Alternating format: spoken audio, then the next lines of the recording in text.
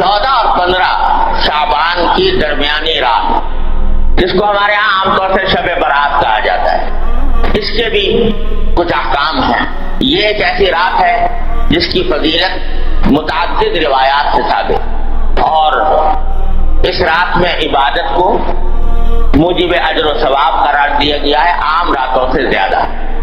آج کل بعض حضرات یہ فرماتے ہیں کہ شب برات کی کوئی حقیقت نہیں ہے، یا اس کے بارے میں کوئی صحیح حدیث سے ثابت نہیں ہے۔ یہ بات درست نہیں۔ حقیقت میں شب برات کی فضیلت 17 صحابہ کرام رضی اللہ تعالی عنہما سے روایت ہے۔ 17 صحابہ کرام تو انہوں نے نبی کریم صلی اللہ علیہ وسلم کی طرف سے یہ بیان فرمایا کہ اس رات میں عبادت کرنا فضیلت رکھتا ہے۔ ان میں سے بات روایتیں صنعت کے اعتبار سے کچھ کمزور بھی ہیں، لیکن مجموعہ ان تمام روایتوں کا 17 روایتوں کا یہ بے اثر اور بے بنیاد ہے۔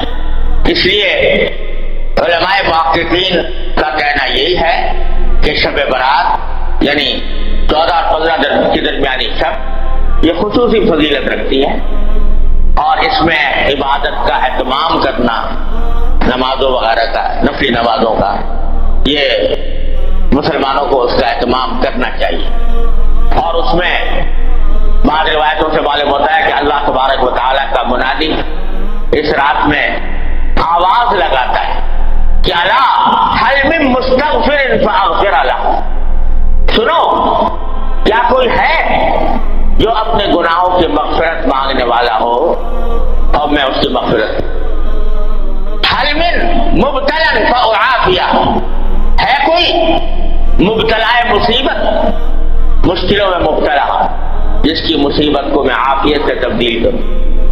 یہ ساری رات اللہ تبارک و تعالیٰ کی طرف سے اعلان ہوتا رہے۔ لہذا اس رات میں جاگنا اور عبادت کرنا یہ عام راتوں سے زیادہ فضیلت کا سبب ہے۔ دعائیں کرنا بشرطے کہ وہ عبادت اسی طرح کی جائے جس طرح جناب نبی کریم سرور دو عالم صلی اللہ علیہ وسلم نے فرمائی، اس میں بھی اپنی طرف سے کوئی اضافہ نہ ہو۔ جیسا ابھی میں نے بتایا، مثالیں دی آپ کو کہ اپنی طرف سے اضافہ کوئی شریعت میں مقبول نہیں۔ کل محدثۃ بدعہ وکل بدعۃ ضلالہ، ہر نئی بات جو انسان دین میں پیدا کرے وہ بدعت ہے، اور ہر بدعت گمراہی۔ تو شیطان تو انسان کے پیچھے لگا ہوا ہی ہے، اسے دیکھا کہ یہ رات فضیلت والی آنے والی ہے، تو اس فضیلت والی رات میں مسلمان متوجہ ہوں گے، اللہ تعالیٰ کی طرف رجوع کریں گے، عبادتیں کریں گے، دعائیں مانگیں گے، تو میرا تو گھاٹا ہو گیا۔ لہذا اس نے ایسے طریقے ایجاد کروا دیے کہ لوگ جو ہے عبادت سے ہٹ کر ان طریقوں میں لگ جائیں، اور ان کی وجہ سے اس رات سے جو فائدہ اٹھایا جا سکتا تھا وہ نہ اٹھاتا۔ کیا کے طریقے گڑھ لیے کہ بھائی نماز پڑھو یا نہ پڑھو، شب برات کا حلوہ ضرور پکاؤ۔ نہ قرآن میں اللہ تعالیٰ نے فرمایا، نہ نبی کریم صلی اللہ علیہ وسلم نے ارشاد فرمایا، نہ صحابہ کرام کے عمل میں کہیں اس کا کوئی دور دور کوئی نشان نظر آتا ہے، مگر یہ حیرانی بات، اور اس کو فرض اور واجب سے زیادہ ضروری قرار دو۔ کوئی پوچھے بھائی حلوہ نہ پکاؤ، یہ بدعت ہے، ارے بھائی حلوہ پکانے میں کیا ہے؟ حلوہ کوئی حرام چیز ہے؟ تو یہ جواب، ارے بھائی حلوہ حرام کوئی چیز نہیں، روز پکاؤ، لیکن شب برات کو خاص طور پر حلوے کے لیے مخصوص کر لینا اور اس کو فرض قرار دینا اور واجب قرار دینا، کوئی نہ پکائے تو ملامت کرنا، یہ اپنی طرف سے دین میں اضافہ ہے جو اللہ تعالیٰ کو گوارا نہیں۔ تو ایک تو یہ شگوفہ چھوڑ دیا شیطان نے۔ دوسرا اس سے زیادہ خراب کہ بھائی شب برات میں آتش بازی ہونی چاہیے، اعوذ باللہ، اس میں لاکھوں روپیہ آگ میں جلا دیا آتش بازی کرنے سے۔ آتش بازی ہو رہی ہے، اور آپ جانتے ہو کہ اس آتش بازی میں جانے کتنے بے گناہوں کی جان لی ہے۔ موری بازار کراچی کا آج بھی گواہ ہے، اسی شب برات کی آتش بازی کی ہلاکتوں کا گواہ ہے کہ کس طرح پورا کا پورا بازار جو ہے وہ نظر آتش ہو گیا، جل کر بھسم ہو گیا۔ اب یہ بھی وہ بات ہے کہ نہ قرآن میں، نہ حدیث میں، نہ صحابہ کرام کے تعامل میں، نہ بزرگان دین کی وصیتوں میں کہیں بھی اپنی طرف سے شب برات کے ساتھ آتش بازی کا شگوفہ چھوڑ دو۔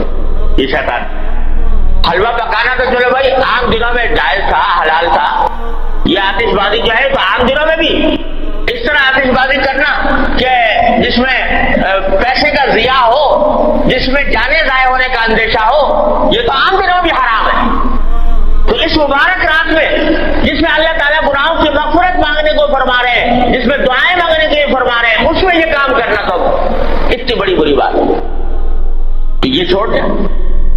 تیسرا یہ کہ بھائی یہ راتیں جو ہوتی ہیں جس میں جاگنے کا حکم دیا گیا ہے عبادتوں کا، اس کا اصل طریقہ یہ ہے کہ آدمی براہ راست اپنے پروردگار کے ساتھ رابطہ اور رشتہ قائم کرے، تنہائی میں، خلوت میں اللہ تبارک و تعالیٰ کی بارگاہ میں حاضر ہو، وہ اور اس کا اللہ ہو، اور وہ اس میں عبادت بھی کرے، سجدے بھی کرے، دعائیں بھی مانگے، تلاوت بھی کرے۔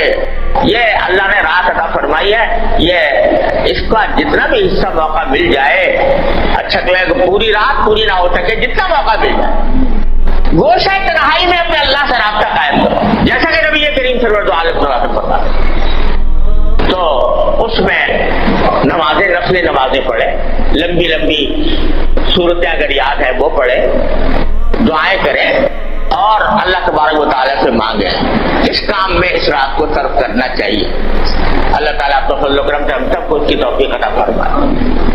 اور بھائی اس کے بعد اگلے دن جو ہے یعنی 15 شعبان، اس کے روزے کے بارے میں کوئی حدیث صحیح نہیں۔ یہ جو مشہور ہے کہ اس رات کا، اس دن کا روزہ رکھنا جو ہے وہ خاص طور پر اس دن کا روزہ، اس کے لیے جو حدیث آئی ہے وہ بہت کمزور، ضعیف ہے، قابل اعتبار نہیں۔ البتہ ابھی بات کر چکا ہوں کہ شعبان کے سارے ہی مہینے میں آپ روزے رکھا کرتے تھے، سارے مہینے کے اکثر ایام میں روزے رکھا کرتے تھے، لہذا وہ فضیلت جس طرح آج کے دن کو حاصل ہے اسی طرح کل کے دن کو بھی حاصل ہے، پرسوں کو بھی حاصل ہے، تب کو بھی حاصل ہے، اور جنہوں میں نہیں رکھ سکے اس دن رکھ لو۔ لیکن خاص طور سے 15 شعبان کے روزے کی نیت کو زیادہ فضیلت سمجھ کر روزہ رکھنا مناسب نہیں۔ ایک روایت میں آتا ہے کہ اللہ تعالیٰ اس رات کے بارے میں بھی آتا ہے، شب قدر کے بارے میں بھی آتا ہے کہ اللہ تعالیٰ اس رات میں اتنے لوگوں کی مغفرت فرماتے ہیں جس میں قبیلہ کلب کی بکریوں کے بال، آپ نے یہ فرمایا، قبیلہ کلب بہت بڑا قبیلہ تھا، ان میں بکریاں بہت ہوتی، ہر بکری کے جسم پہ بال بہت ہوتے، تو سارے قبیلے کی بکریوں کے بال جتنے ہیں اتنے انسانوں کے لگا مغفرت ہوتی، مگر فرمایا 2 آدمیوں کی مغفرت ہے، اللہ بچائے آمین۔ ایک وہ جو کسی مسلمان سے کینہ رکھتا، اور ایک فرمایا وہ جو اپنے پاجامہ، شلوار، پتلون جو بھی پہنے ہوئے ہے اس کو ٹخنوں سے نیچے لٹکائے، اللہ بچائے، تو اس کے بارے میں بھی حدیث میں آتا ہے۔ لہذا اس کا اہتمام کرنا چاہیے، ہمیشہ ہی کرنا چاہیے۔ ایک مرتبہ ایک روایت میں آتا ہے، ایک روایت میں ہے، وہ سندن اتنی زیادہ مضبوط بھی نہیں ہے، لیکن بہرحال اس میں آتا ہے کہ آپ جنت البقیع تشریف لے گئے اور وہاں پر دعائیں فرمائیں، قبلہ رو ہو کر دعائیں فرمائیں، لیکن یہ ساری زندگی میں ایک ہی مرتبہ یہ واقعہ ہے، آگے پیچھے ہر سال جانے کا کوئی معمول نہیں تھا۔ لہذا اگر کوئی شخص جائے اس نیت سے کہ ایک مرتبہ حضور تشریف لے گا میں بھی چلا جاتا ہوں تو کوئی حرج نہیں، لیکن اس کو ایک مستقل سنت قرار دینا کہ ہر سال جانا ضروری ہے، یہ سمجھنا درست نہیں۔ اس طرح اگر کوئی شخص اگر جا کر اپنے مردوں کے حق میں دعائیں کرے، اپنے حق میں دعائیں کرے تو اس میں کوئی مذائقہ بھی نہیں۔